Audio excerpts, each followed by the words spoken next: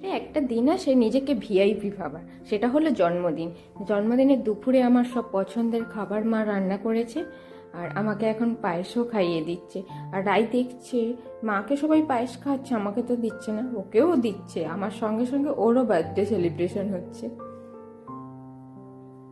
আর সন্ধেবেলা এখন কেক কেটে আমরা বার্থডে সেলিব্রেট করছি।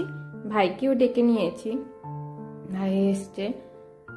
আর রাইকে দেখুন কেক কাটছে কিভাবে, কেক মুখে দিতেও কি না খুশি। তো একে একে সবাইকে আমি কেক খাইয়ে দিচ্ছি, আর সবাইও আমাকে একটু একটু করে কেক খাইয়ে দিচ্ছে। আর ডিনারে চলে এসছে আমার পছন্দের পিৎজা।